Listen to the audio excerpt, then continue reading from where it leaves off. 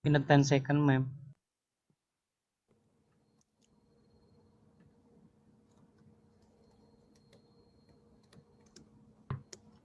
Okay, is this already connected to Zoom? Ari, sudah okay? Already, ma'am. Live. Okay, thank you. Good evening, honorable participant and speaker in the US, and good morning, honorable participant and speaker in Indonesia.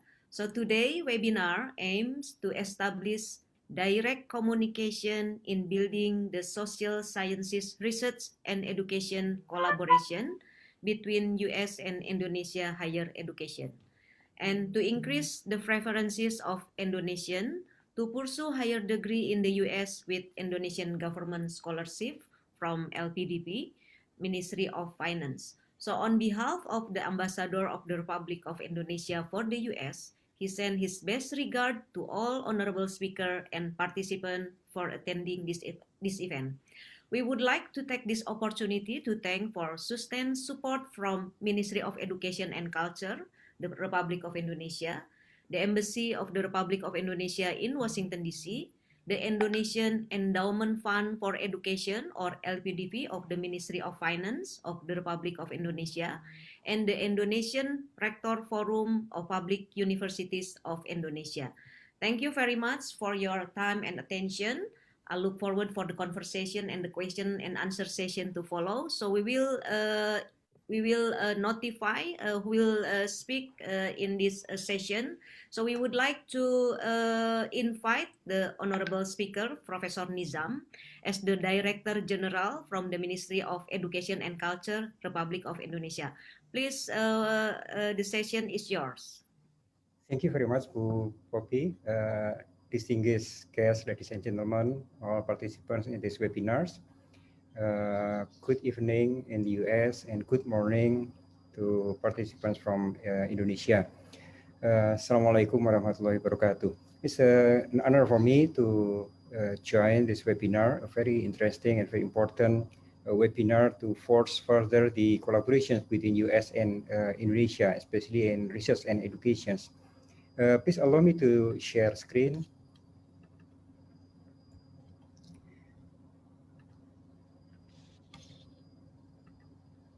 Yeah, so I would like to share with you the Campus Merdeka and US Indonesia partnership.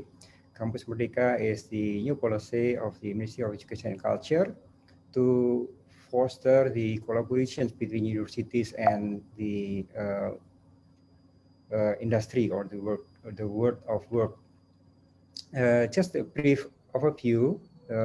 Indonesia, we have more than 4,000 higher education institutions, big and small, catering for more than 8 million students across the country. And it spreads from Aceh to Papua, this from the west coast to the east coast of the United States. Although the size of the institution is from the very tiny, like the School of Higher Learning with 1,000 students, up to the big universities with more than 50,000 students. And the new policy or the new directives, considering the rapid development in the industry and the rapid development in the economy and the social development due to the industry 4.0 or the coming of the technology, especially in ICT, artificial intelligence, Internet of Things, big data that affect all aspects of our lives. So we have to shift the gear from in the way of education program from prescriptive into self-directed, more flexible learning, multiple pathways for students to develop their competencies. This is the principle of the Campus Merdeka. We give students opportunities to take minor subjects, 20 credits out of their main subject. This is uncommon in Indonesia before the policy. Unlike in the United States, you have the major and minor. So we take similar approach to give our students opportunities to take subjects from other faculties up to 20 credits, and also opportunities for students to spend up to 2 semesters, up to 1 full years, equivalent to 40 credits through experiential learning. Because we believe that every students are unique, every one of them is unique and has passion and aspiration which is different from one to the other. So the multiple pathways is an inevitable ecosystem that we need to establish. Those 2 semester out of campus experience can be any of these 8 out of campus activities. One through student exchange, through credit transfer from university to university. And we have discussed with LPDP to provide voucher for students to spend, for instance, 1 semester in the United States through exchange program, full credit transfer of what they take in the partner institutions. And second, internships. Students can have internships in any of the field of works. They can have intern in industry, they can have intern in government office, or they can have intern in international companies. The purpose is to give students first-hand experience in the job that they will they are aspired to be joining after they graduate. And third, teaching assistant in education unit. So students in science, for instance, we can help teachers in developing the literacy, numeracy of our kids spread over 34 provinces. And fourth, research. Students that aspire to be researchers, they can become research assistants while they are still undergraduate students. And fifth, humanitarian project. It can be like a Peace Corps or Red Cross or any other humanitarian activities that students can join. At the same time, they develop their competencies, their hard skills, soft skills, life skills, creativity in the time of need. And six, entrepreneurial activities. Students can start their entrepreneurial activities before they graduate. And seven, independent project or study. Students can take like an intensive course in machine learning, for instance, or they can take a summer course in other institutions, or they can do independent project. They can design student formula car, for instance, to join the international competitions. And eighth, community service program. This is a very popular program in Indonesia. Every student has to spend, initially it was between 1 to 2 months in a village, work together with community to strengthen the community in many aspects, in farming, in using technology, in developing the infrastructure. So we extend that into up to 1 full semester's activities. So student can spend the full 6 months with the villagers to learn from them as well as to share with them what they know. And all those activities is under the supervision of their professors. So they can still on the track in achieving their competencies. And to facilitate and to foster that, the key performance indicator of our rectors is stated as this 8 performance indicator. One is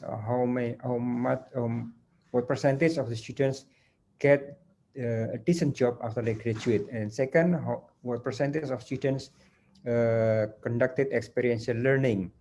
Third, the lecturers also, we want to have professors engage with the industry, engage with the community, engage with the professional activities in addition to what they do in campus.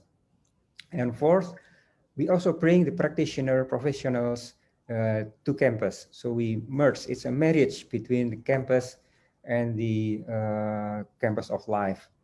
So this is a principle. We have to have a mass marriage between campus and the campus of life.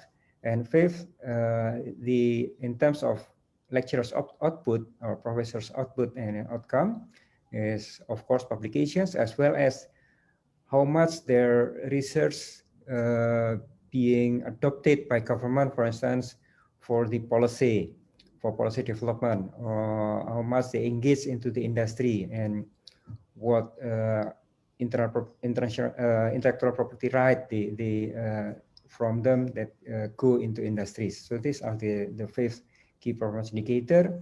And also we encourage our study programs to have international partners.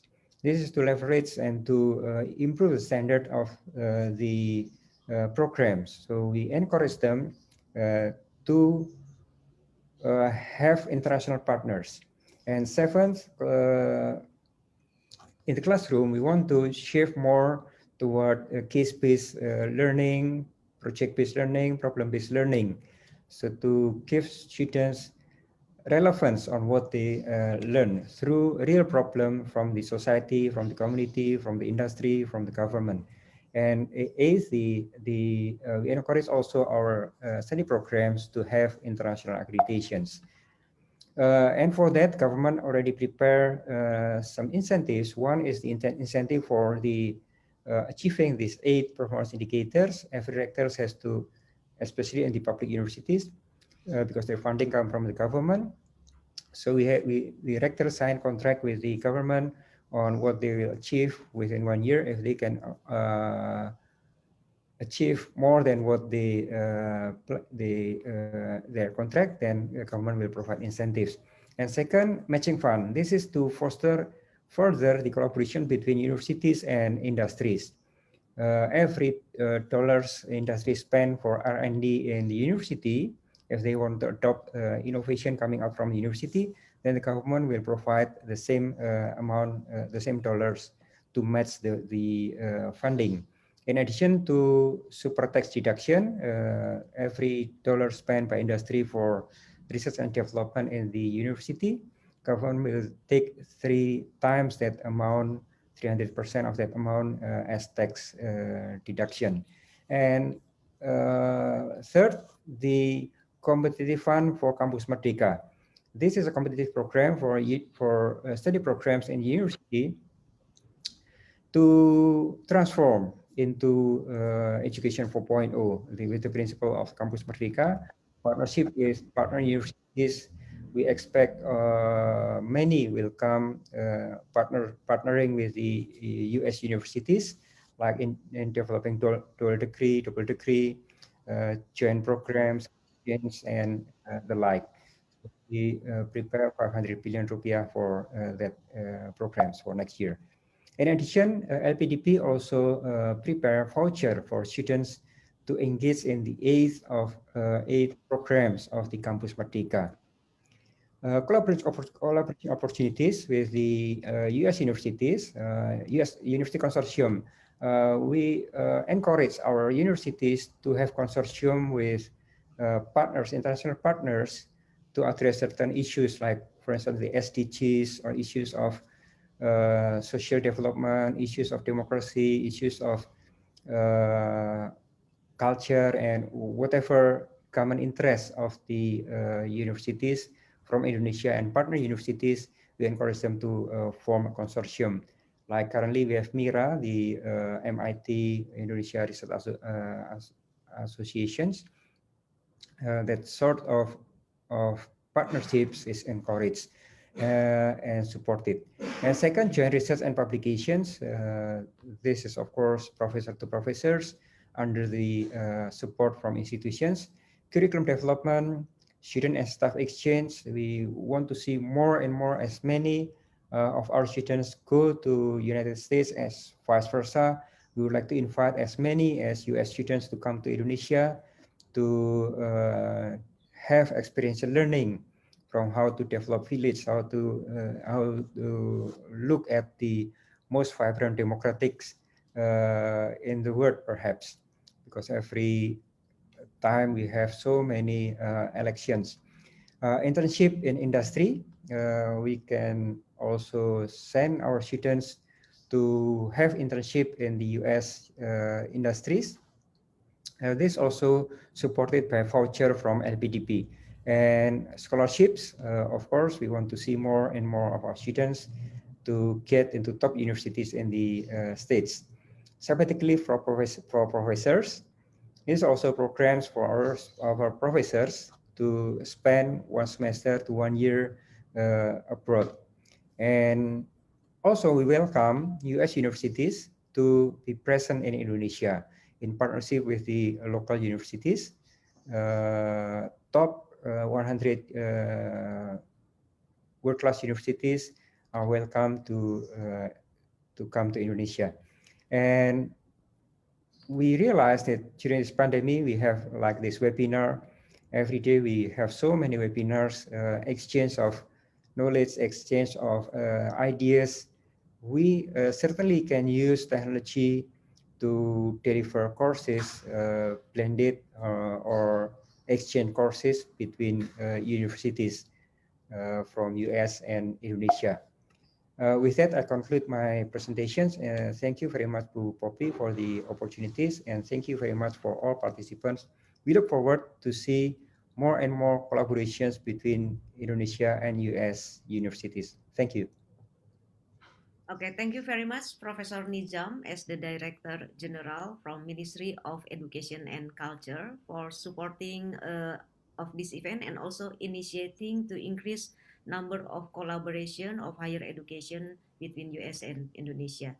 We would like to welcome to the second speaker from Indonesia Endowment Fund for Education, or LPDV, from Ministry of Finance, Dr. Dwi Larso, the Director of Scholarship from LPDP. Please welcome Dr. Dwi Larso.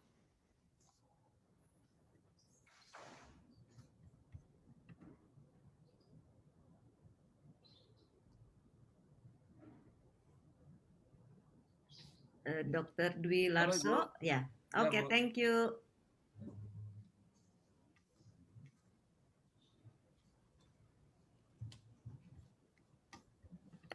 Thank you, Ibu Poppy, as always. Yang terhormat Pak Nizam, Profesor Nizam, from the Minister for Education and Culture, our colleague from US American University, as well, Ibu Poppy. Thank you so much, Ibu Poppy, for inviting us to join this meeting. For sure, LPDP always support, Bu, our cooperation to increase our cooperation with American University, especially. As you know that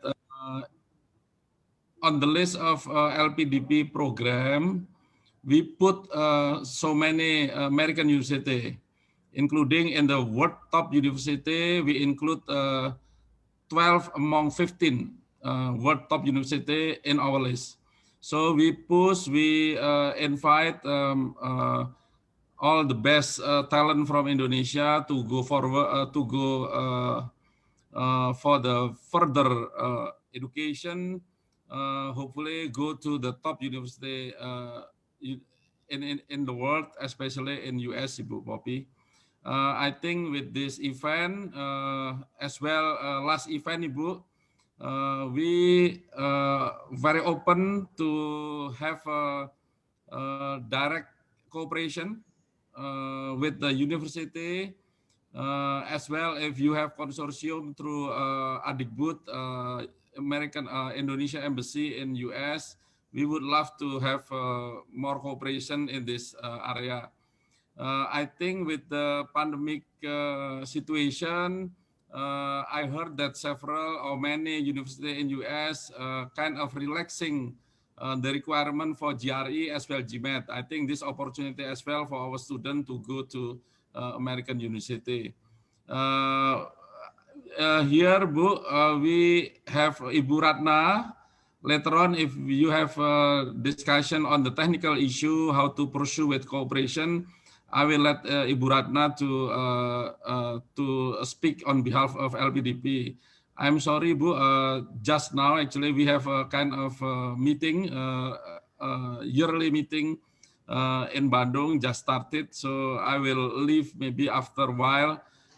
giving this speech, Ibu Poppy. So we are very open, LPDP, and we will increase in the 2021, Ibu. We will open all the portfolio of our scholarship program available for the best talent in Indonesia, Ibu.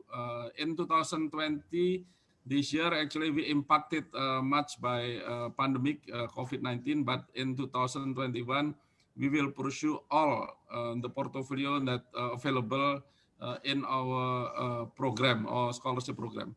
I think that's all. Thank you, Ibu Poppy, for opportunity, and I would actually thank you, Pak Nisam, as well, and all friends from American University. So we will talk to you later on maybe one-on-one basis. Thank you so much. Assalamualaikum warahmatullahi wabarakatuh. Thank you very much, Pak Dwi. We also would be happy if Ibu Ratna could explain about the statistic of the LPDP. Would it be possible? Yes, go ahead, Bu Ratna.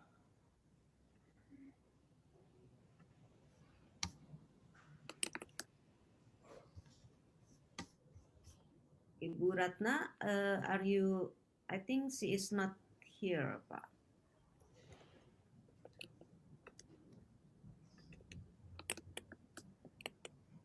I think Bu Ratna is not in this chat room, Pak Dwi.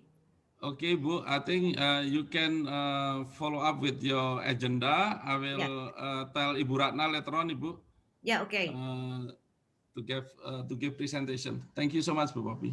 Okay, thank you, Pak Dwi. So we will allow Ibu Ratna from LPDP to deliver the information regarding the statistic of how many Indonesian students currently studying in the US in American University, and also the information regarding the possibility of Indonesian to study in American University.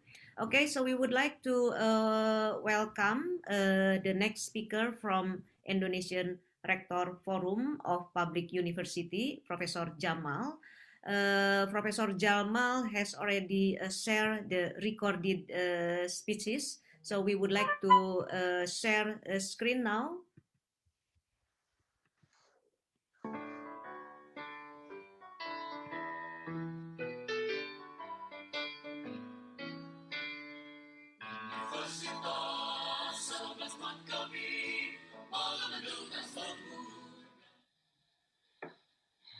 Respectable Director General of Higher Education, Ministry of Education and Culture, Republic of Indonesia, Professor Liang, Director of Indonesia Endowment Fund for Education, Mr.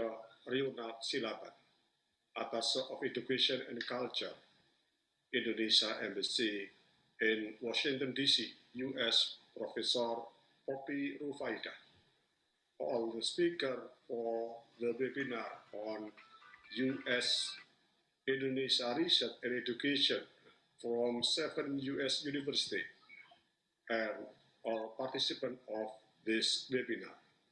Assalamualaikum warahmatullahi wabarakatuh. Good afternoon, and for Indonesia College, and good evening for American colleges. First of all, on behalf of the Council of Rector of Indonesia State University, MRPTNI, I would like to thank that Attaché of Education and Culture, Indonesia Embassy in Washington, D.C., United States, for organizing this event. I would also like to thank the Indonesia Ministry of Education and Culture and the Indonesia Endowment Fund and Education for supporting this event. Also, my gratitude goes to all speakers of today's event who are top scholars, representative of several U.S. universities. Ladies and gentlemen, I would begin my remark with the mapping of global position of Indonesia University according to the late edition of KS World University Ranking Currently, there are 8 Indonesia universities included in the top 1,000 universities in the world. 7 of them are public or state universities. Moreover, there are 3 universities of among top 350 world university ranking. The highest one is at 254 position at the regional level Asia. 30 universities are included in is at 57th position. Accordingly, the Indonesia University substantial effort to improve this global recognition through several activities, including collaboration in research and education with reputable universities across the world, including United States University. First, intensive joint research and innovation could be initiated, especially in the area that are included in the national research priority. The other thing that we can consider is to organize joint international scientific events to disseminate research and innovation between Indonesia University and US higher education institutions. Moreover, student exchange of degree or non-degree training, as well as faculty exchange, can be also proposed. It can be more efficient and effective through online. We also propose to have exchange best practice on digitalization and higher education, as well as on university industrial linkable, as the two become the concern of the university and the Indonesia government as whole.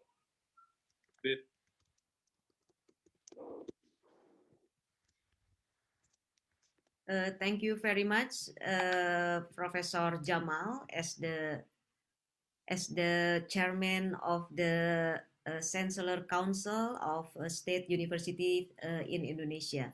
So now we are going to go to the next session, the presentation from US University.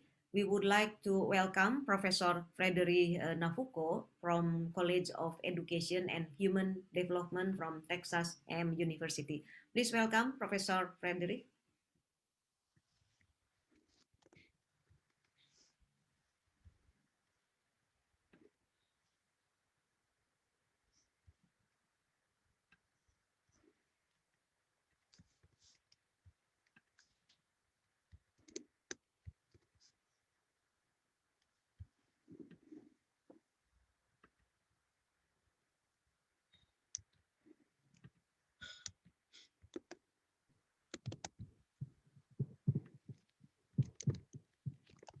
Trying to share my screen. Can you hear me now?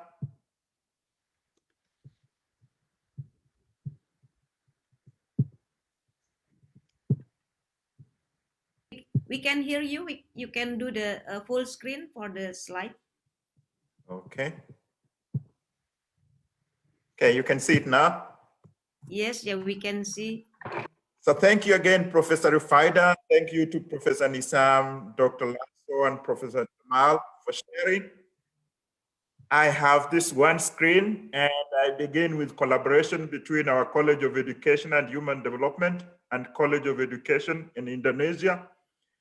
The age we are in, the fourth industrial revolution, if I may remind you a bit, as early as 1675, we had what we call the mechanization, the water power and steam power revolution. 1870, we had the mass production and the electric power revolution. And in 1969, we talked of automation and computers. And now we are talking about cyber and physical connectivity. The world we live in now, collaboration is key, partnerships are key.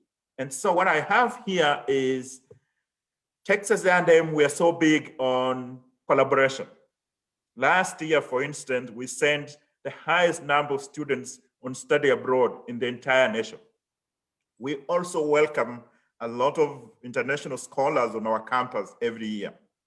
So what I've done here is I give you a few examples of the research that we do in my Department of Education Administration and Human Resource Development. First, we examine international student exchange for cultural competence and development. So when students come, for example, from Indonesia, we make sure they get the opportunity to experience the American life. They go to industry for internships, and they get to visit American homes, and they get to build strong relationships with American students. We also study emotional intelligence and leadership development. The world we live in now, we need technical competencies, but we also need soft skills in terms of emotional intelligence. So that's an area of study that we do. We also study transfer of learning. You talked about internship, I think, Professor Nisam. Internship is key, but when we send students to industry, for example, or when people come to us and receive learning, we are interested to see whether they are transferring that learning to the workplace when they go to the workplace. We study also the whole issue of sustainable development and the fourth industrial revolution that we find ourselves in. And we've been leading university when it comes to design and successful delivery of online learning. That's an area that we study too. We study student engagement in face-to-face, remote, online, hybrid, and high-flex learning. This has become critical, especially in this era of COVID-19. So that's a really summary of what we study or what I study in particular, but there are many other areas. So let me now go to the area of our graduate programs. And I think it was Dr. Lasso or Professor Jamal who talked about the issue of GRE and all the exams we have been requiring. Because of the situation we find ourselves in, for example, this year we had to suspend some of these requirements. But what I have done here is I have provided a website, and this PowerPoint will be sent out to every participant here. So we offer master's and PhD programs, very quality programs. We have students from all over the world. And in the College of Education and Human Development, we offer programs in education administration and human resource development, higher educational leadership, adult learning. We also offer master's and PhD programs in educational psychology, and we offer programs in teaching, learning, and culture, what we call curriculum development, and we offer programs in health and kinesiology. So in the interest of time, what I would say is that the admission requirements vary from program to program, but at least one major thing we require is GPA. If the undergraduate GPA is a requirement. The other thing we require is an essay. The student has to explain why interested in this program. We have been very successful in attracting students from Indonesia. I've personally worked with 2 Fulbright students from Indonesia. I'm working with 1 PhD student from Indonesia, and we just admitted another one. Actually, we were communicating last week, a master's student from Indonesia. I want to say thank you to Professor Dr. Lasso, I think, or Professor Jamal. I think one of your organizations in Indonesia has been very successful in sponsoring students here. And when students come, we equally make sure we support them. And they have been very successful. All our students from Indonesia, they come here and they adjust very fast. And we've not had any problems at all. We've been very successful. We would like to build on this success, and we would like to invite faculty from Indonesia to come to Texas A&M, and we'll do the same. We'll send our faculty to Indonesia too, and our students. So I'll stop there and answer any questions if there are. Okay, thank you very much, Prof. And we are going to go to the next speaker. Thank you. And yeah, I would like to share my screen. okay. Here we go.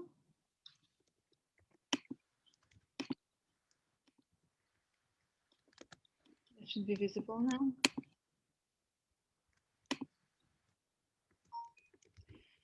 Assalamu alaikum, distinguished hosts. Good evening, colleagues in the United States and in Indonesia.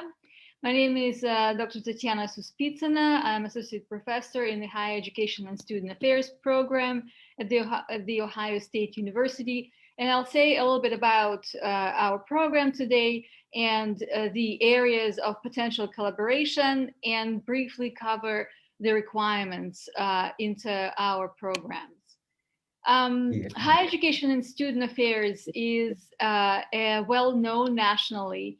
It is over 70 years old. It's known for its rigorous curriculum, top rankings, illustrious faculty. We have 10 of them, which makes us larger than the average program, specifically dedicated to higher education and student affairs. And we have graduated distinguished scholars, presidents, provosts, and deans and other leaders in higher education and for-profit and non-for-profit sectors over the years. So this is our faculty, and I should say that we too have a lot of students in the College of Education where our program is housed. We have a lot of students from Indonesia. Most of them choose to pursue degrees that relate to English as a second language or teaching and learning. Higher Education and Student Affairs program, however, deals with the issues of higher education policy, finances, strategy, organizational development of institutions, as well as student development. Various aspects of student development, starting from psychosocial development to cognitive development and moral development. In these slides, you can see the list of our faculty, and on the right column, I listed alphabetically various areas of research that our faculty cover. As you can see, this is quite a large list of expertise, and that covers anything from the issues of policy, finance, institutional diversity, to issues of students, internationalization, intercollegiate athletics, as well as research methodologies specifically related to higher education. I should also say that last year we graduated a student from Indonesia, Dr. Taufik Muladin, has returned to Indonesia, and I was very pleased that his research looks specifically at the assessment of student outcomes and adapting large-scale research data sets from the American to Indonesian context. So this is an example of how students from Indonesia can come and acquire doctoral degrees and do research, either comparative or transnational. We offer 3 educational pathways in graduate school. We have 2 doctoral programs. One is doctoral philosophy, which this is a traditional degree. It's a research oriented, and it is people who are enrolled in PhD tend to be research and education, faculty members, deans and presidents in higher education. Doctor of Education is a more practitioner oriented degrees, and it prepares high-level administrators. Again, deans, vice presidents, provosts, and such. Master of Education it's a 2-year program, builds the foundation for doctoral study, and is oriented towards mid-level careers in higher education. Our requirements are similar. The main requirement is a GPA. For international students, it is of course TOEFL test, and We do not require GRE, not because of this scheduling difficulties in the COVID time, but because our research shows us that GRE is not a great predictor of academic success for large groups of students, particularly international students and students of color in the United States. It has something to do, the testing ability has something to do with the types of schools these students attend and the opportunities that they have. So in order not to have this inherent bias, we got rid of GRE, and we have been quite successful in our practices. So I think I used my, I was asked to limit myself to 5 minutes. This is what I had to say. And if you had any questions, I would be delighted to answer. This is our students, this is our graduates and the faculty. This is graduation. We're all wearing our regalia. And I should also say that we have, in the program, we have a historical link to direct offices and placements. All of our graduate students are also employed as a research assistants or administrative assistants, and have opportunities to do internships and research apprenticeships with faculty and on campus. Thank you. Thank you, Dr. Tatiana. And then next speaker from Professor Graham Bird from Department of Economic Sciences, Claremont Graduate University. Pak Yudis sudah bisa share screen? Okay. Okay, well, hello, everybody. I've learned that that's the best greeting, just to say hello, because with Zoom these days, when you say good morning or good afternoon or good evening, it can apply to different people. Yes. Poppy also asked to limit myself to about 5 minutes and to give you some information on some of the sort of key features of the Department of Economic Sciences at Claremont Graduate University. So that's what I'm going to do. We have a very good student from Indonesia with us at the moment who is handling the slides for me. So he's doing a great job. And there's the next one, Yudi, coming up, please. So here are some key features. First of all, we obviously aim to provide knowledge, but alongside that to stimulate excitement and curiosity. No point in doing that unless you also have the tools needed to analyze and solve problems, and an ability to analyze and solve problems we think increases job opportunities. The department here is relatively small. There are currently about 7 or 8 of us. What that means is that rather than trying to cover everything, we aim to be very, very good in a selected number of areas. And the third bullet point here tells you the main areas of specialization that we have. One is applied microeconomics, particularly covering behavioral, experimental economics, law, and justice. Then we have a field in international money and financial economics, which is the one that I'm in. We deem that to be very successful. I would be saying that, wouldn't I? And with recent appointments, we're also building up the area of data analytics. Another feature of the Department of Economic Sciences at CGU is that we do concentrate on the real world. That doesn't mean that we're not interested in theory, but we're always looking at theory as a means to an end rather than an end in itself. So we do focus on problems that the real world encounters and the ability to provide solutions to those and a sort of rigorous treatment of policy. Another feature is that the department is located in a division of politics and economics. I've always thought the word division is not a particularly helpful one, but that's what it's called. And we do very much embrace interdisciplinarity and a multidisciplinary approach to research and teaching. We believe that in order to really understand many of the problems that the real world encounters, you can't just approach it by looking at silos. You have to look at economics and politics together and international studies. We have a number of research centers and institutes in the department. And UD has kindly given you some sort of websites there. The one I'm involved with, which in particular covers the international money and finance area, is the Claremont Institute for Economic Policy Studies. And I would very much encourage you to take a look at that, and indeed the other websites. But certainly if you look at the Claremont Institute for Economic Policy Studies, you'll see lots of information about the people involved in that, the research that we do, the fact that we have a global network. We'll see what sorts of outputs we produce. So please do take a look at those websites. We have an excellent record on placements, both in the private sector, the public sector, and in academia. And indeed, some of our recent graduates from Indonesia have gone into precisely those areas, into academia, into working in the Ministry of Finance, into working at the bank. So we do believe that we actually produce very productive graduates. Given that we're relatively small, there is always a concern about critical mass.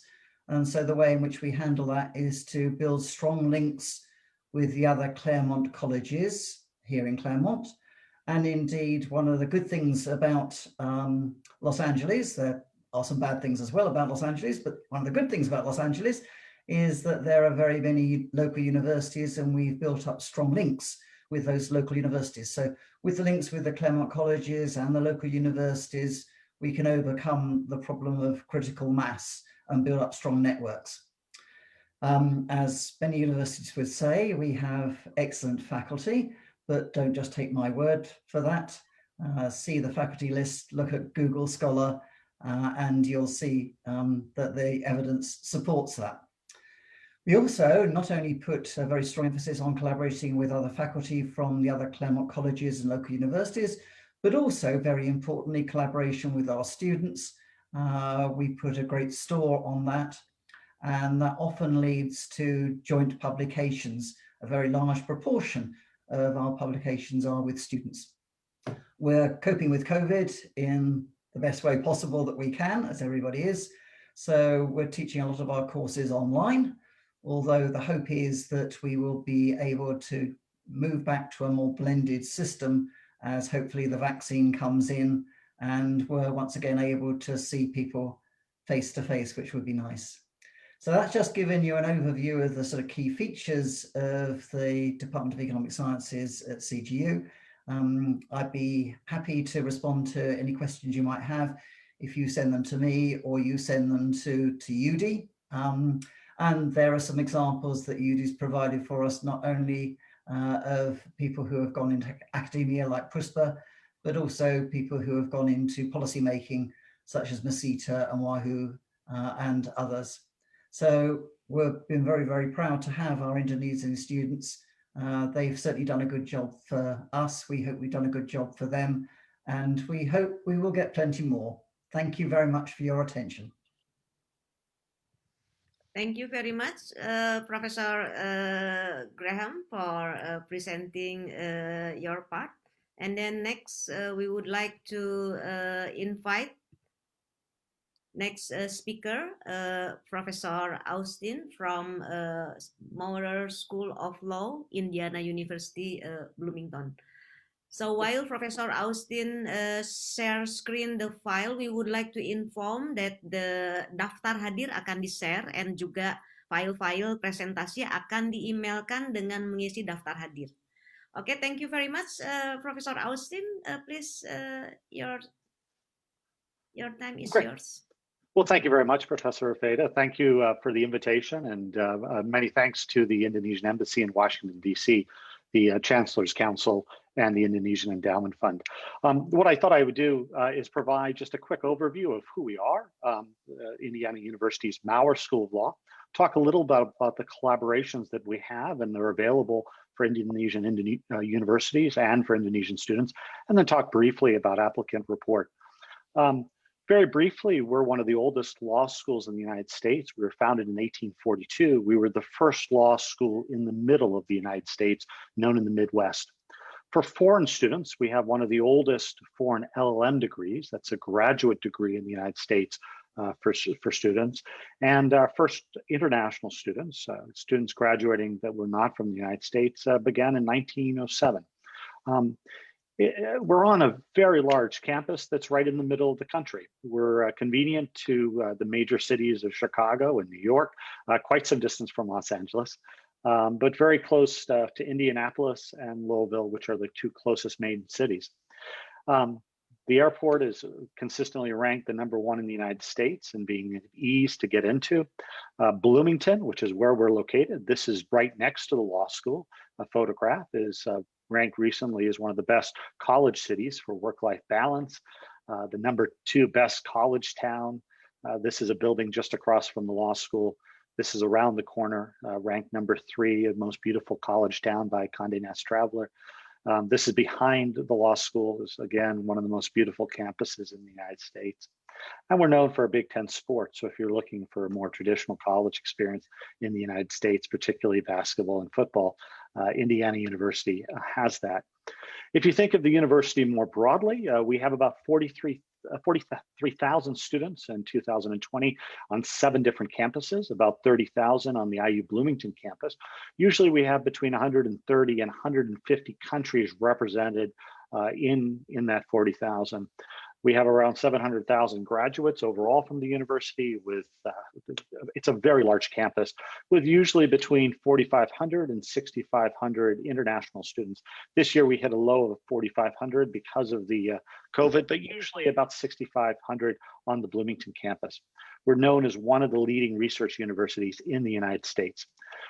If you think about the law school, we're much smaller. We have about 525 JD students, which come from about every state within the United States and usually about 5 foreign countries. We try to have between 65 and 70 graduate degree students.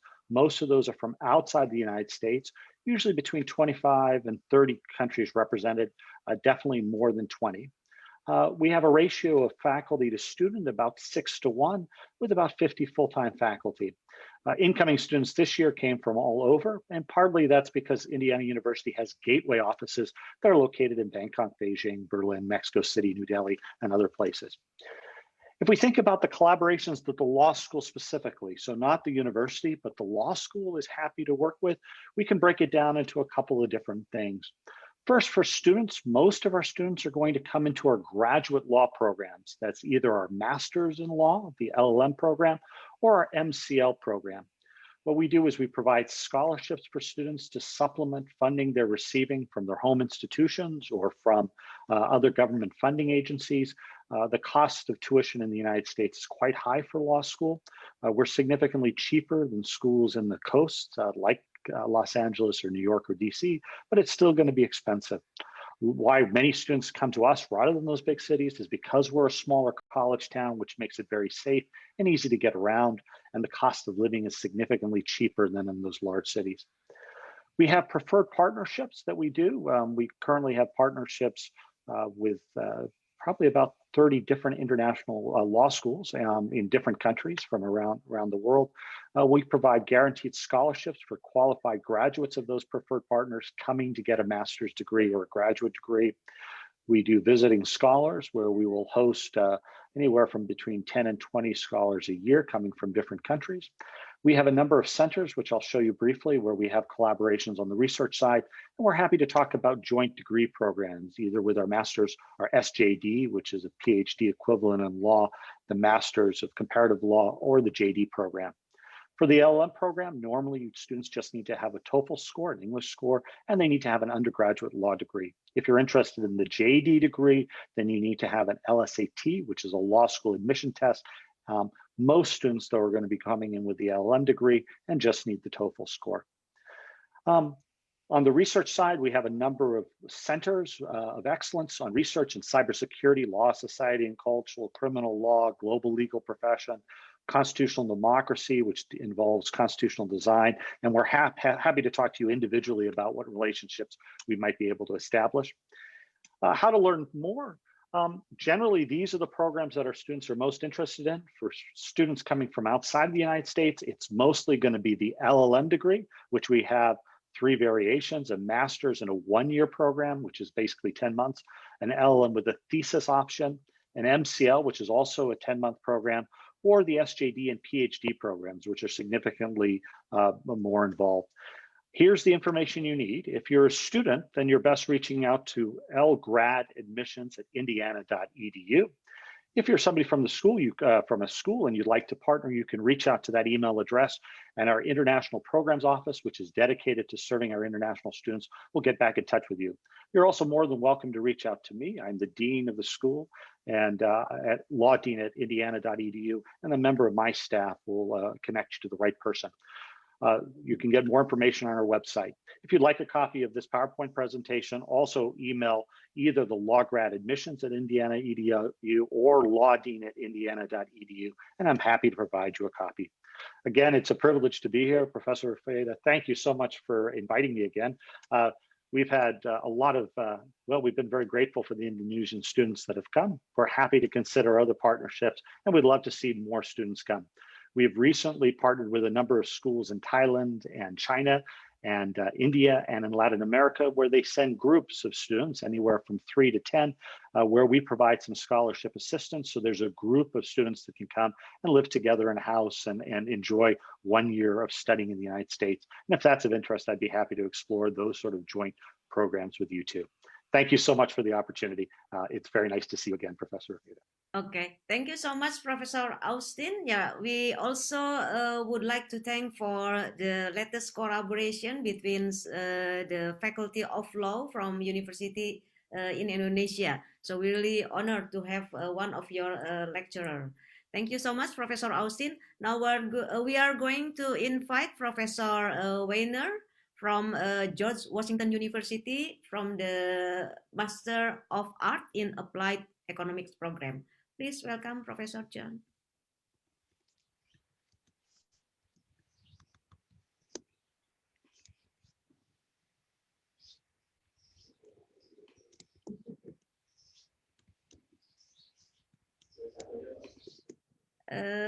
Professor John. There we go. Yeah, I was ready for you to unmute me. I'm going to share my screen now. While I do that, let me say thank you for inviting me to join you in this presentation tonight. I'm going to get my slideshow up here.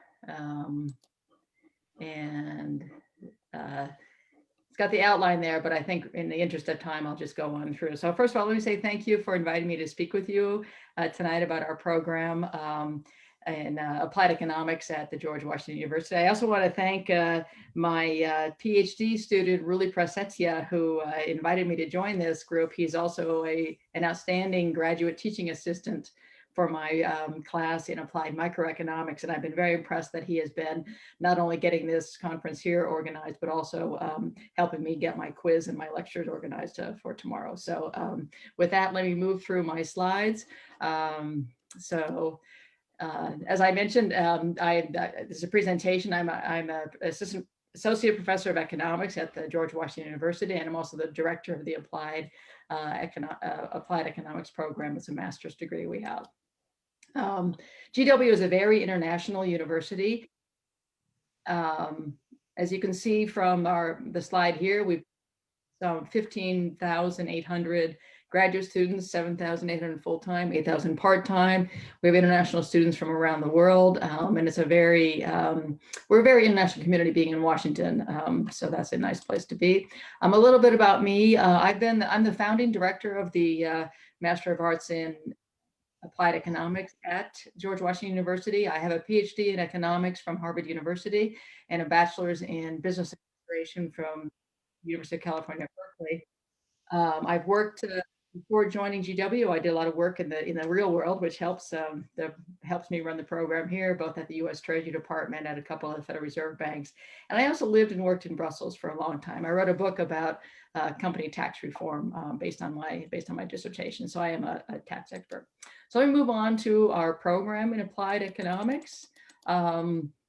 We have I'm going to say, so why study at GW? GW is what we call it. George Washington University is just GW. We're STEM. That makes it very attractive for international students to be a STEM program. It means that we are actually very quantitative. And that is what a lot of people are looking for. They want to know how to apply the solid mathematical quantitative analysis to the problem that they're studying. We have dynamic professors with real world experience. That's a great feature about our applied program, is that we don't have only faculty at GW who have been economics professors for years, but also we have professors who are working out at various government agencies or at think tanks or at consulting firms. And that helps a lot when our students are looking to see, well, how to actually apply economics to the real world. I say one-on-one meetings with the director. I have been the only director. We're in our 6th year of the program, and I still know everyone by name, and that is something that is really attractive for the program. It takes a lot of work, but I think that it actually matters that I know everyone and people feel comfortable getting in touch with me, and that's great. We have a bunch of other features that I'm going to talk about later on, but what I have tried to do as the director is to create the program that I would like to have.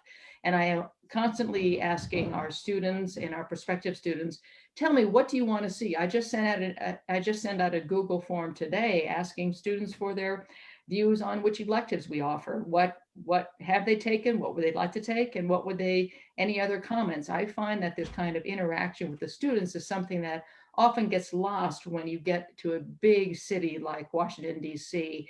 and the DMV district, Maryland and Virginia. We've got a couple million people here. It can feel really overwhelming. I like to make it be much smaller. We have some funding for work as research assistants and graders and for internships, which is something that is very helpful for our students. We have solid job placements for our students. A lot go to the IMF and World Bank, which is basically, we're not on campus anymore, as you know, but it's a stone's throw away from GW, the World Bank and IMF. And those are great places for international students to work. I also bring in a lot of professionals in the area to come talk with our students about what it's like to be an applied economist. What does it mean to do? What do economists do in the real world? And then finally, we have a careers in applied economics program where students help each other with getting finding a job and so on. I want to mention that we do have a very complete website. It's impossible for me to present everything in this 5 minutes here. So go ahead and go to the website.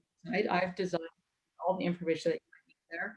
The little arrow there on that picture shows that that's a video that was put together last year with our students. And those are a couple of students who graduated from our program last year. And they actually happen to be over in the business school. So Professor Yu might actually recognize the place there. So let me talk about some of the key features of Applied Economics program at the George Washington University, some of the basic programs, and then some of the core courses, electives, and some of the bells and whistles that we offer that you might not have at other places. The basic program, 10 courses, 6 core courses, 4 electives. We meet in the evening so that people can work. Students can study full-time or part-time. If you're international, you probably have to be studying full-time. And we offer our courses every semester, and we have a bunch of courses that we also offer in the summer. The plan of study allows students to, if they would like to finish the program in 1 calendar year, although most students don't do that. They might take 3 courses 1 semester and then finish in 15 months or so. But it is possible to finish in a year by taking 4 classes in a semester plus some summer classes. We offer a bunch of electives, which I like to say that this is where you can specialize in something in the applied econ program. You can focus on labor economics or international or game theory, or what have you. Cost benefit analysis and so on and so forth. We are beginning to offer a number of quantitative electives. The last one you see here, applied microeconometrics. That area of quantitative analysis is something that is growing by leaps and bounds, and we are responding to that demand by offering the supply there. Application requirements, pretty straightforward. You have to have taken micro and macro, gotten at least a B in those courses, a semester of college level calculus. The calculus is very important because if you don't have calculus, you can't really do the work here. We don't require GRE scores. You can submit them if you like, but they don't don't matter. You have to have a 3.0 GPA from your college for your degree. You should have good command of English. We have some flexibility with the prerequisites. So someone who may have been, say, a political science major as an undergraduate might not have had the calculus. So students can take an evening course or something online while they're, before they start the program. So you direct any questions to me. Our deadlines, October 1st for the spring semester, which actually starts in January, and then February, and then May for the fall semester. So what are some of the other things that we can do besides study? Well, we have a lot of research opportunities. The photo here shows one of our graduates from a couple of years ago who did a research project on labor unions, and she actually got second prize in GW's research days there. She's now a student. She's a research assistant up at Princeton University. I was just in touch with her the other day.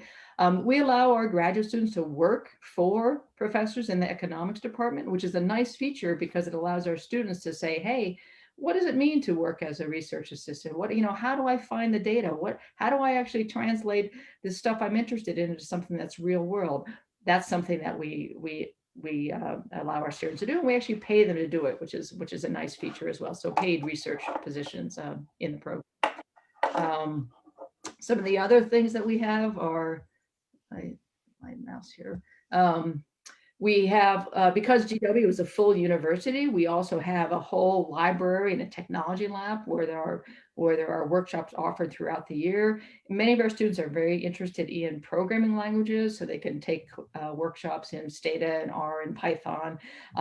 We've created a communications workshop where students can learn the tools of oral and written communication, which our employers say that they really like to have students who graduate not just having the technical skills, but also the ability to communicate. And that is something that we offer free for our students. Many other places might, my view has been that we want to offer these resources to students as another feature of the program. So we try to offer them to our students to the extent that it's possible to do that. So we also have weekly graduate student-led discussion and programming sections. And I already mentioned that Ruli, who is a student from Indonesia in the PhD program, leads that section every week, and he's been fantastic. These are just, this thing here just shows some of the things that the university offers to all of its students. Another feature that George Washington can offer is that we're in Washington, DC, and there are tons of universities here. There's a consortium program where if we don't offer a course, students can apply to take it at another one of the local universities. I've listed some of them here, and we've had students who have taken classes in many other areas, and that's something that is nice about being in Washington. Just a couple of things for international students, and I'll be able to wrap up. We have International Services website with all sorts of information. Things have been complicated with COVID. So I direct anyone who has a specific question about an international issue to go to this office. I don't want to give someone bad information. So anyway, that we have a whole office that takes care of that. I did mention that we are a STEM designated program. That's very advantageous for international students, not just because it means we're quantitative, because that benefits everyone, but for international students, it means that after you complete 1 year of your optional practical training, you can apply for another 2 years. And that is a real fantastic benefit for our students. Some of the initiatives that we've created that are not part of every applied econ program around the country is we allow a dual enrollment with graduate certificates in many specialized areas. In lieu of having someone specialize in a certain program, we allow students to get a separate certificate at the same time as they're studying for their international degree. It's sort of you get 2 for the price of 1.5 degrees. And our most popular graduate certificate, to no surprise, is actually the data science certificate. That's where the world is going, big data and everything. We also are university partners with the National Association for Business Economics, and that says that we are a program that allows students to study to become a certified business economist. We offer the whole program there, including the workshop. So that's a designation sort of along the lines of a CPA or a chartered financial analyst degree you might have. So that in a nutshell is our program. There's a lot of stuff that I haven't mentioned. We just published our first issue of our Applied Economics News Journal. That's something run by a student and a professor. We have a great alumni group that has a LinkedIn group, and they communicate with one another about job prospects there. And that's a great way for everyone to stay in touch. Anyway, let me just say thank you for allowing me to participate. And if you would like to reach me, there's my email address, jmweiner@gwu.edu. Thank you so much. Okay, thank you so much, Professor Weiner. It's very fantastic program offer, and then there are lots of questions has been delivered in the chat room regarding the requirement to enter to doctoral program in your program. Thank you. And then we are going to invite for the next speaker, Professor Larry Yu from School of Business, George Washington University. Please welcome, Professor Larry. Thank you very much. Let me pull up my slide quickly. Let's see. Let's look here.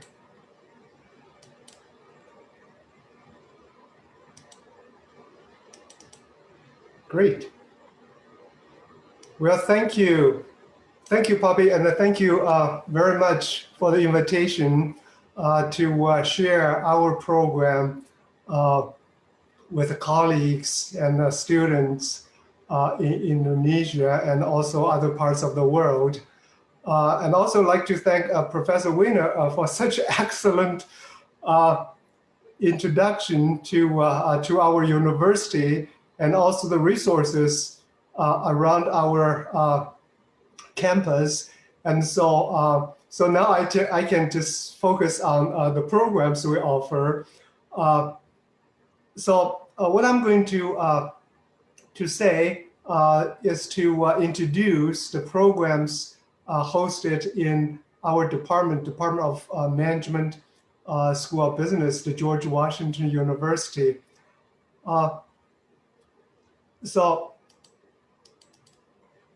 First, the first program I want to speak to you is the MTA program, Master of Tourism Administration. And then I will talk about the PhD program in Business Administration. Now, the MTA program is very well known globally. It is one of the first, and now it's the leading and the longest running graduate program in tourism education. It was founded in 1974. We celebrated our 45th anniversary about this time last year. I want to just show some of our students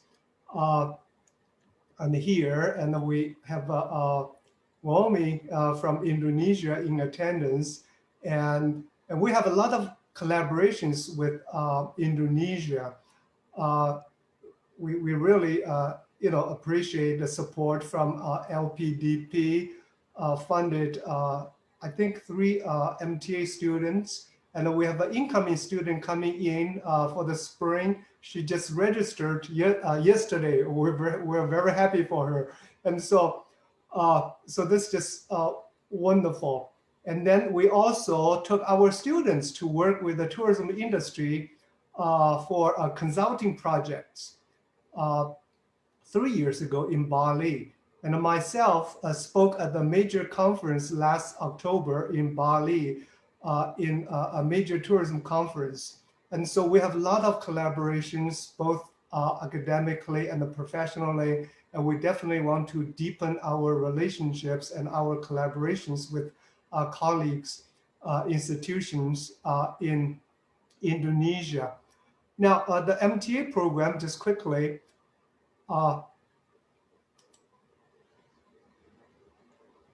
it's a 30 credit program, 10 courses with the 3 concentrations, event meeting management, hospitality management, and sustainable tourism management. These are all growing areas of management expertise required by Indonesia for sustainable tourism development at the community levels, at the regional levels, at the national level.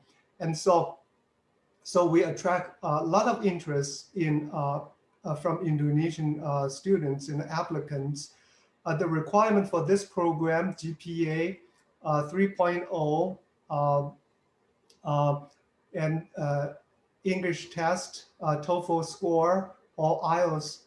And we do require GPA, but this year it's all waived. I believe next year will be the same.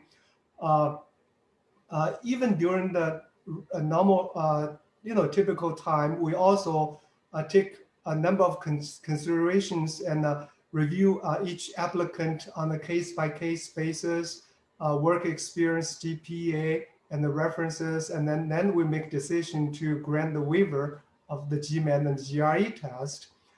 And then the other admission requirements very standard essay and 3 reference letters, and for international students, we offer full-time, part-time, online, on campus. We have many different options, and then I'm also very happy to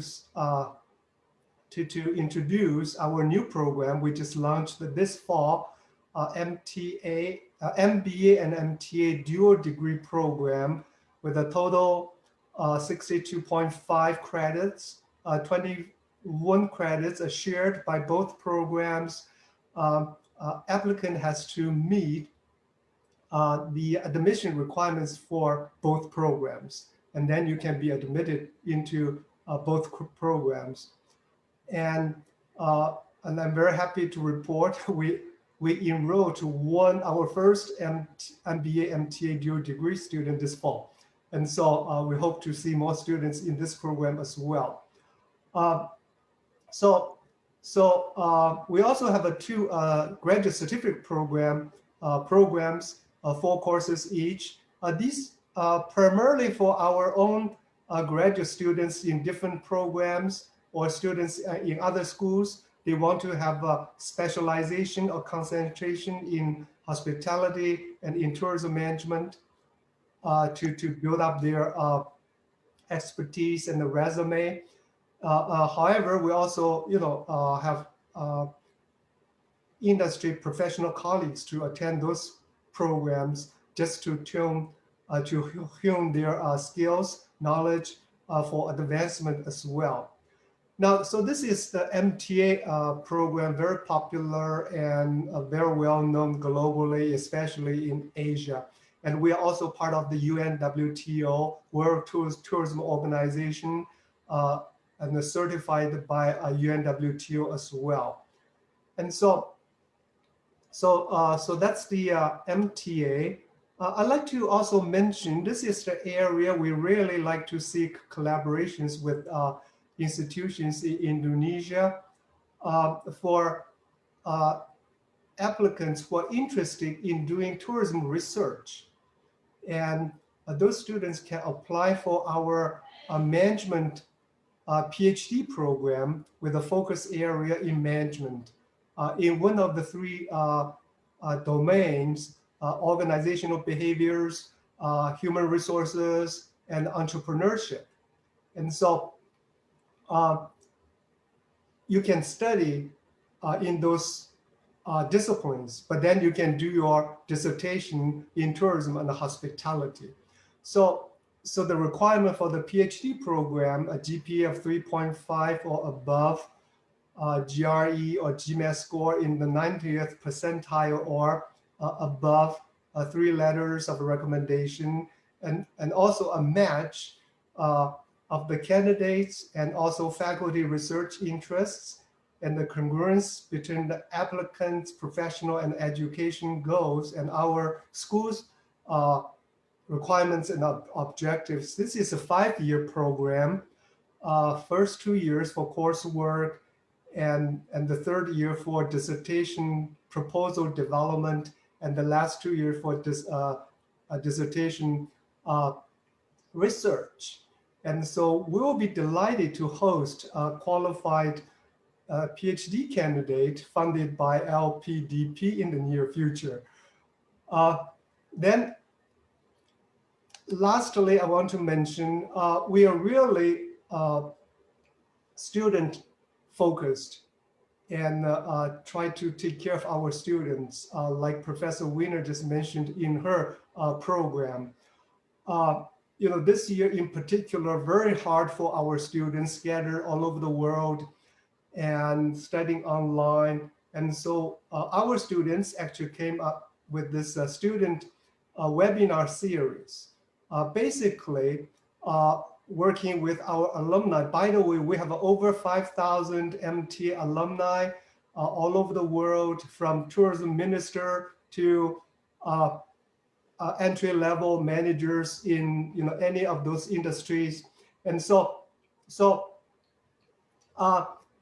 these are some examples. We try to provide emotional support to our students during this very difficult time, because the tourism industry is the most hard hit industry in the world.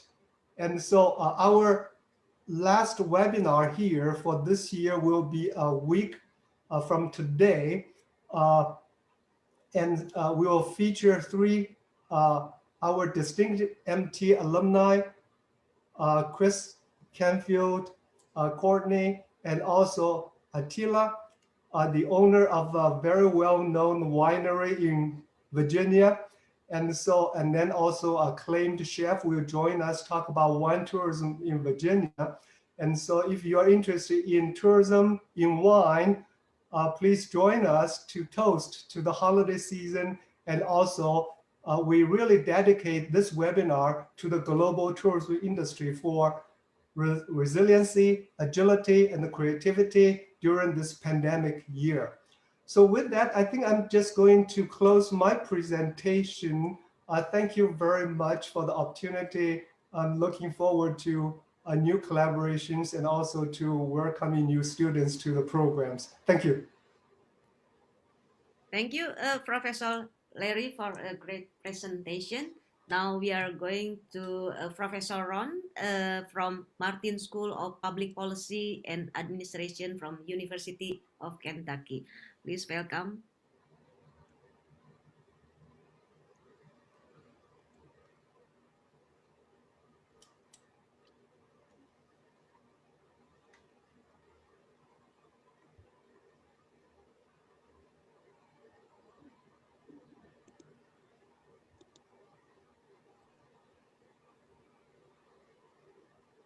All right, thank you so much for having me. I appreciate it.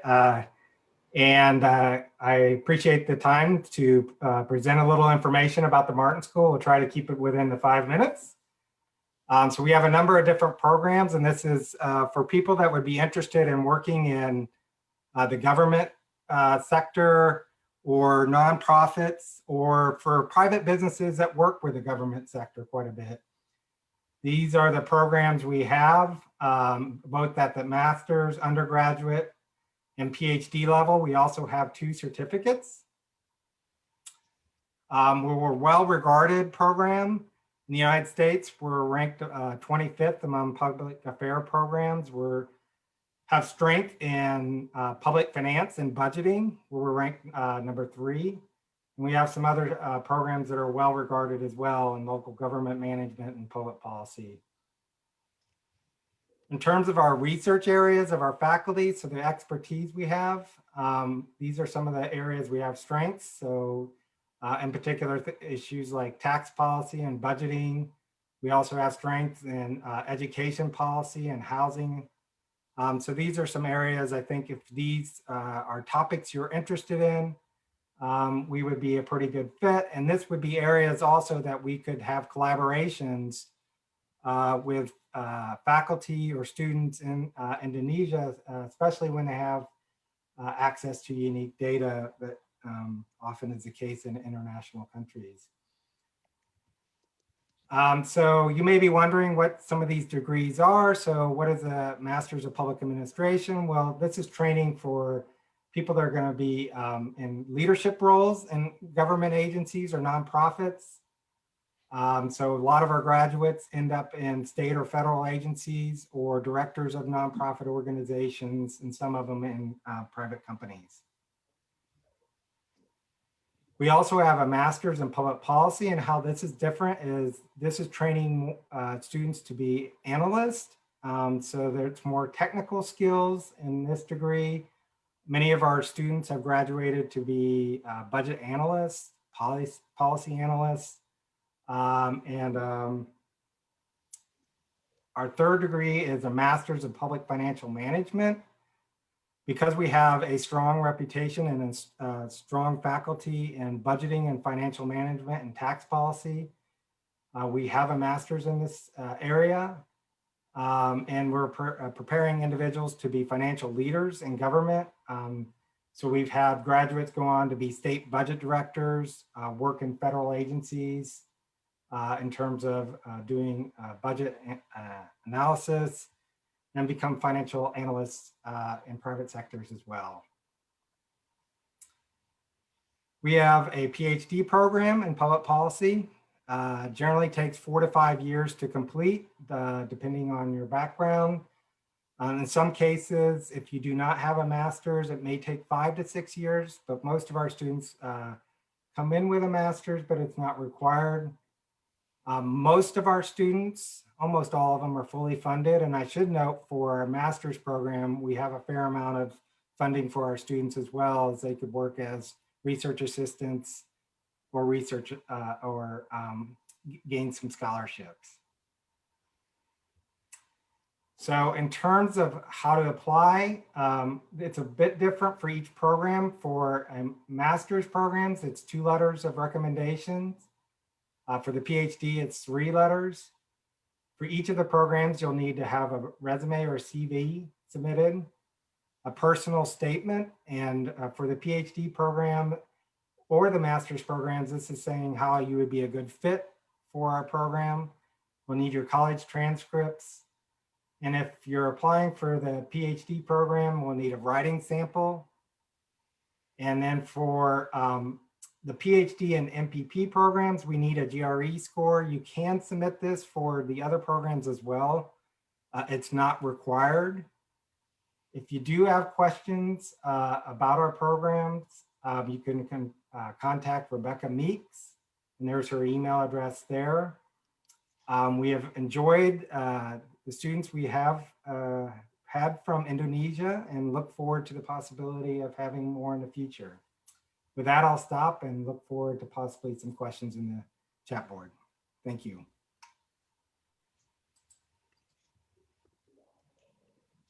Thank you very much, Professor Ron. And then we invite Mr. Nate from Lead School of Business, University of Colorado at Boulder. Thank you, everybody. Thank you, Poppy, and thank you, Raiden, one of our current MBA students, for having me today. My name is Nate Holt. I'm with the University of Colorado Boulder with the Lead School of Business. I'm the Assistant Director of Admissions here, so want to be conscious of my time and jump right in. So just a quick snapshot of the programs that we offer, graduate level programs that we offer at the Lead School.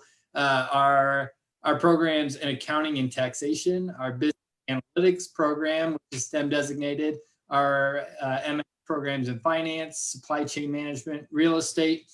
We also offer full-time and evening MBA programs. We do also offer programs that are faculty training programs. That's not directly my department. I will share my information here in the next couple of slides, and happy make those connections for you if that's your program of interest. Why the Lead School of Business? We rank in the top 15 in the country for entrepreneurship within MBA programs. Rank is the 65th graduate business school per US News and World Report. We're the #1 ranked business school in the state of Colorado. Known for our classroom experience and our collaborative environment with small classroom environments or small class sizes. Our faculty rank in the top 25 in the country. Here's a quick snapshot of some of our faculty across some of our functional areas. You'll see coming from some of the top business schools around the globe. We also for 4 academic centers of excellence, which house faculty research, additional resources for students.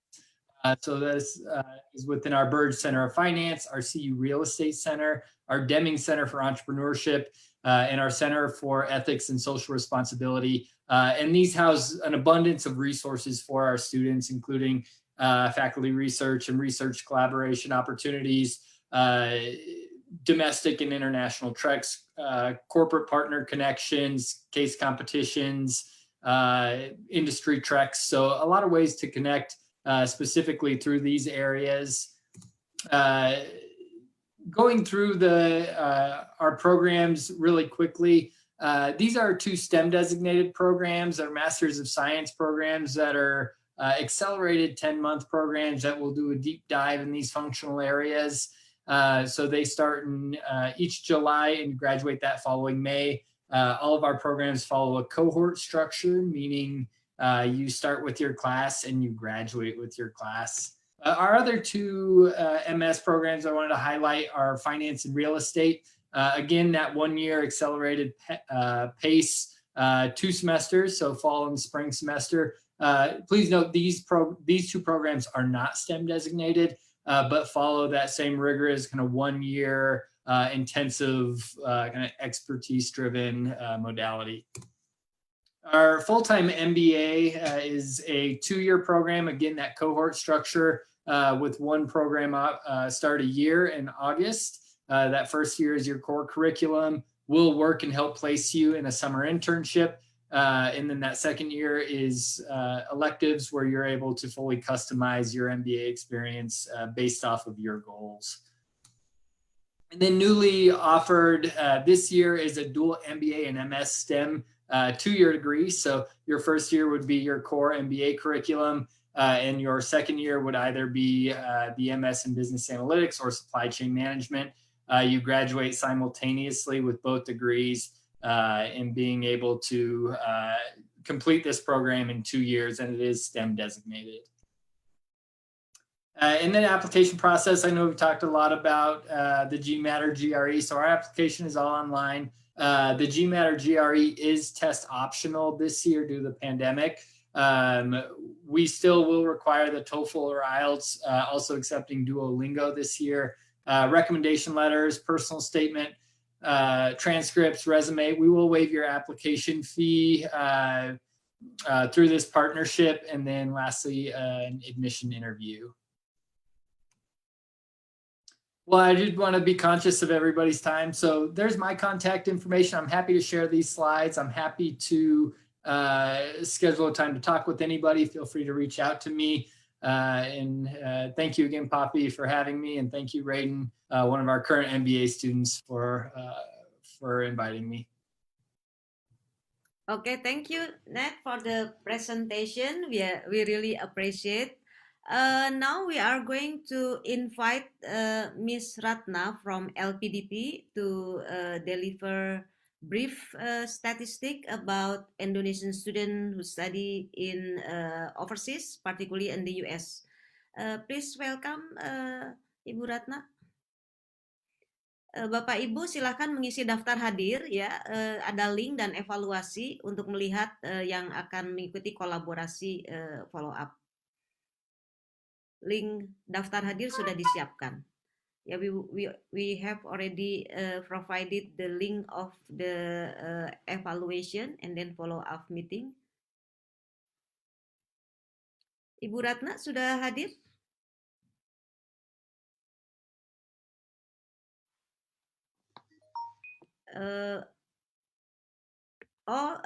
Aris, tolong di unmute Ibu Ratna.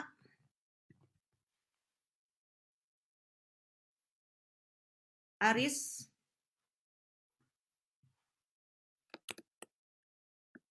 Ya, Ibu Ratna, now you are as co-host. You can share the screen. Thank you, Bu Poppy, for Okay, having thank you. me. Okay, I'm trying to share my screen. So, as you know that LPDP, All Indonesian Endowment Fund, is one of Indonesian institutions that given the mandate to prepare the Indonesian future leaders and professionals through educational funding. So our three main business is we provide the scholarship for the magister and doctoral programs to all of our Indonesian citizens, and also we ensure the funding through the endowment fund and investment, and also we have the funding for the research. Currently, we have about 51.12 trillion rupiah, but the mandate is we cannot use those of the money because the money is the endowment fund. So what we can do is only to invest all of those money through many investment instruments, and we use the revenue to scholarship funding and research funding. I can briefly this slide. I'm sorry. I can briefly report to you that from 2013 up to now, we have about 25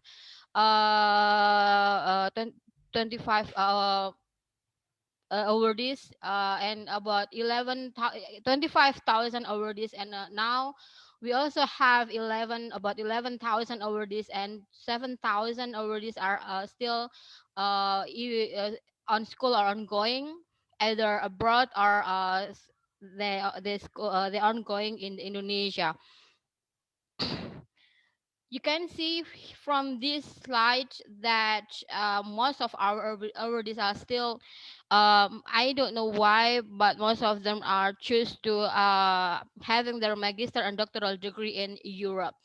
In America, we have about 3.27 ongoing awardees. But from the next slide, overall, we already have 855 awardees and alumni that having school or magister and doctoral degree in United States. From the diagram that you also can see that the top 20 university that having our awardees are Columbia, America, and so on and so on. If you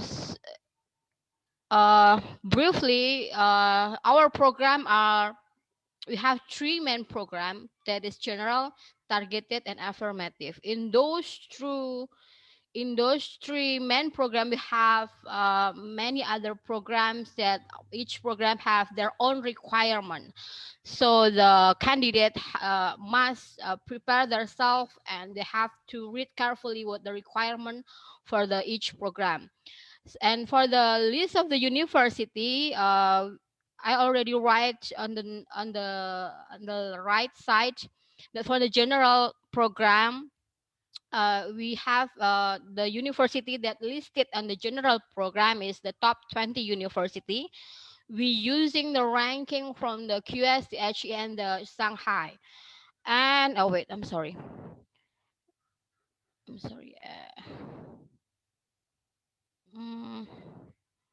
Oops. See. And for the targeted program, the general program is the top 20 using the QS, the HE, and the Shanghai, and also top 10 of the subject. That is why in our list, some of the university we open for all of the subject, but for the other university we only have about 3 up to 5 subject, because we also have the limitation for the top 10 subject due to the rank.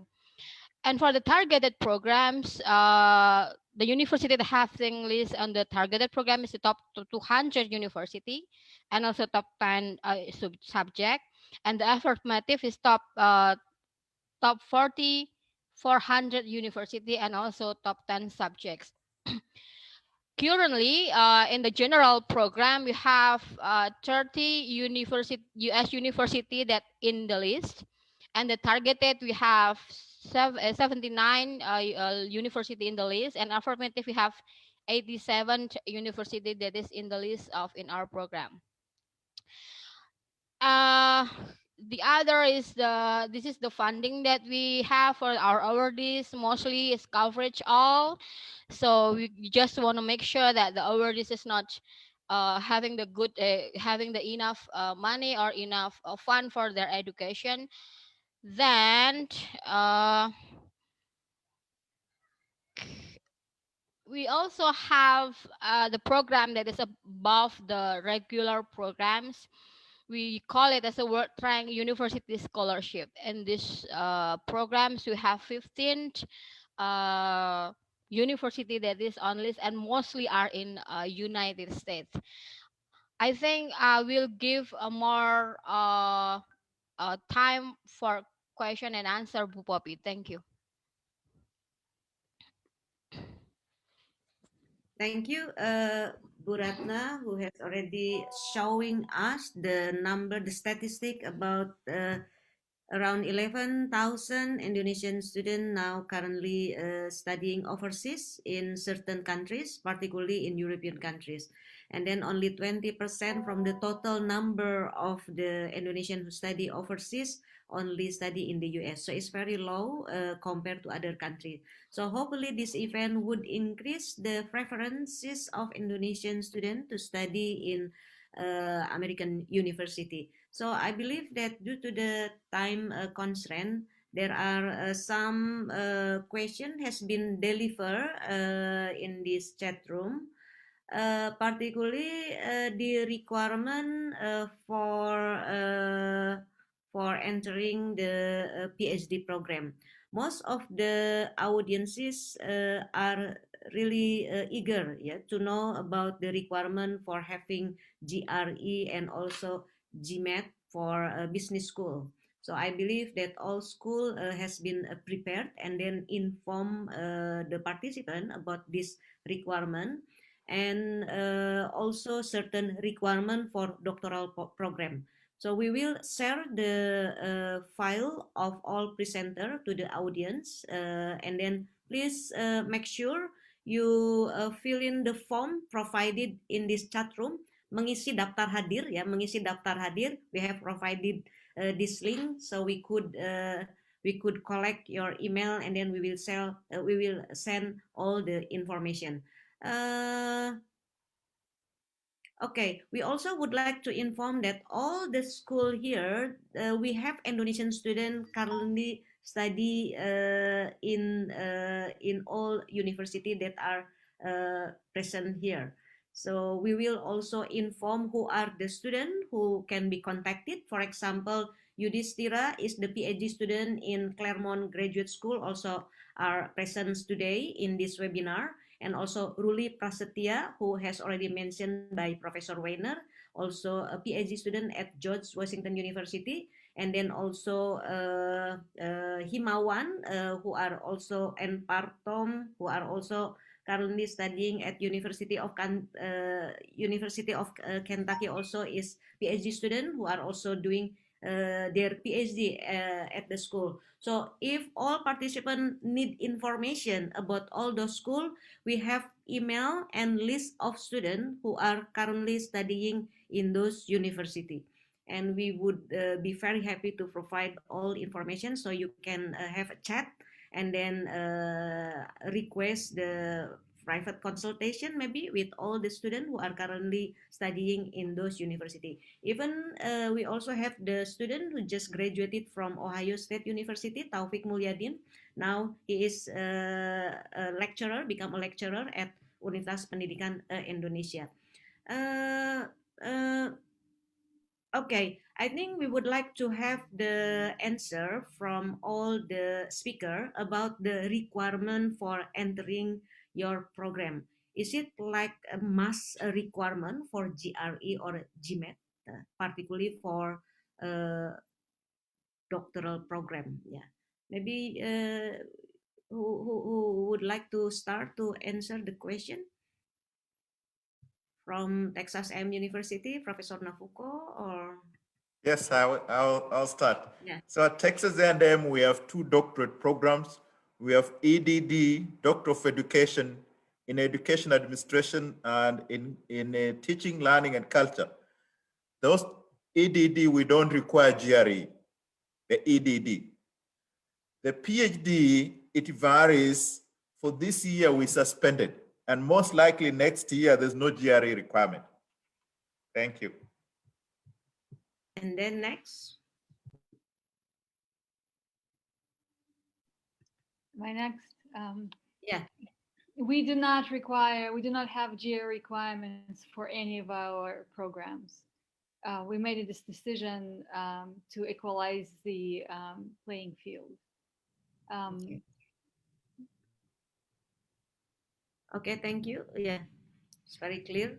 And then from other university. This is Ron Zimmer at Yeah, the University of Kentucky. Yeah. At Martin School, we do not require a GRE for our Masters of Public Administration or Masters of Public Financial Management, but we do for Masters of Public Policy in our PhD program. Okay, thank you. And then from other school?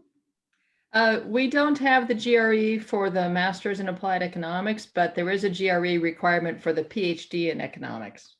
Okay, thank you. Yeah. Yep.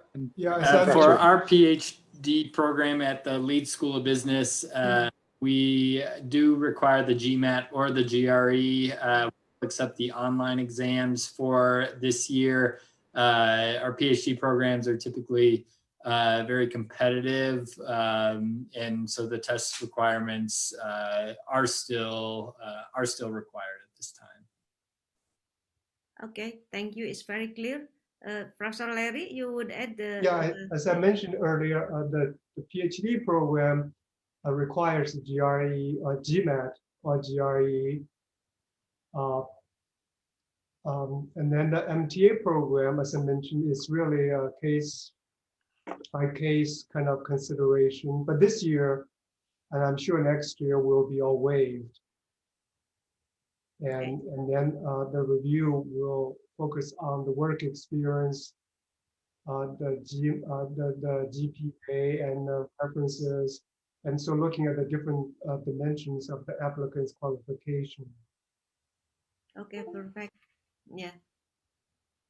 I think this is very clear. All the school has informed to us about the GRE or GMAT requirement. And also a similar question has been delivered by all participants. Most of the participants, some of them are deans, vice deans, head of study program or director of study program who are now attending this session. Some of them ask about the possibility for engaging or establishing collaboration in research and education. Do we have to have the MOU, the Memorandum of Understanding, or we can just directly engage between school to school? Yeah. So maybe we would start to answer this question. We also would like to inform Ministry of Finance of the Republic of Indonesia under LPDP also has a scheme for providing research grant for Indonesian scholar or Indonesian higher education to establish research collaboration with US higher education, not only in science, but also some in social science. Many research projects that can be funded through the grant under Ministry of Finance or Ministry of Research and Technology. So there is the question here, the probability for engaging or establishing or building the research collaboration with your program, how to start. Usually university will require the formal MOU, but sometimes to establish MOU is a long process. So would it be possible just the scholar or maybe PhD student could have a direct contact with all of the school who are here? Professor, I'll speak for. Okay, Professor Ron. Yeah. Yeah, I'll speak for the Martin School first at University of Kentucky. We could do a MOU and that's fine, but I think it could also be something more informal where scholars connect with each other So I think it could happen either way, but it doesn't require an MOU from our perspective. Okay, thank you for fact. Yeah, and then Professor Larry, you would add the information. Yes. Yeah, the university now is doing with there are, many different forms now. I mean, a different type of exchanges now. Some very specific. If revenues involved, that's a different agreement. And we tend to not really do the umbrella kind of MOU. And oftentimes it's sitting there 2 years, 3 years, and expired. And if no concrete exchanges are going on, and so the schools are even more flexible in developing different exchange programs and especially joint programs involving revenues, for instance. And so those will be very specific type of agreement. And I think Professor Zimmer mentioned earlier, I actually like to, this informal type of, work relationship with the colleagues and, working with them, our research and publish a lot of papers with the colleagues in China, in Korea, for instance. And so yeah, really, there are many different ways we can engage in those exchanges, collaborations. Okay, thank you. And then maybe from other Texas A&M, we used to have memorandum of understanding, and there were so many. The university reached a point and said no.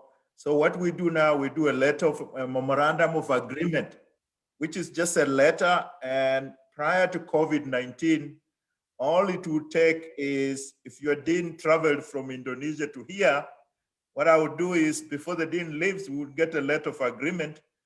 The good thing is that it allows us to start collaborating, especially student exchange, faculty exchange.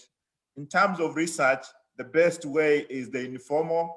There has to be contact between our faculty and faculty in Indonesia. And I'm pleased to know that there's a fund now. So maybe you can share that information with us and we can share with the faculty. That's where the collaboration will start, the formal ones, especially where there's funding. Okay, thank you very much, Prof. Maybe from Professor Austin. Yeah, okay.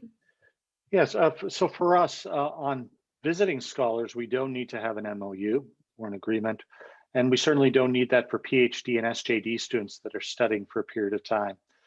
For joint degree programs and for student exchanges, we do need to have a formal agreement, and those, to be honest, we keep those limited depending on the number of schools that are involved. I have an easier process if people want to enter into a joint agreement in order to provide an additional scholar supplement for scholars that are coming over as visiting scholars. But so generally we don't need it unless we're talking about a formal exchange or a formal joint degree program. Okay, I think it's very clear. Thank you so much, Professor Austin.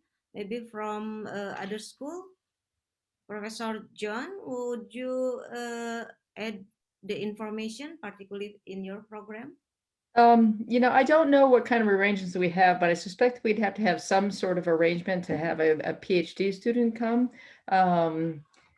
With a lot of things are changing these days with COVID, so I don't really want to give information that is not accurate. So yeah. I'll just put that on hold for now. Okay, thank you so much, Professor John. Maybe from yeah. I was just going to say, at the Ohio State, the students who come in as a PhD students, they are now, they can do research and collaborate with faculty. There's no agreement, any special agreement involved. They are treated and they're treated as international students.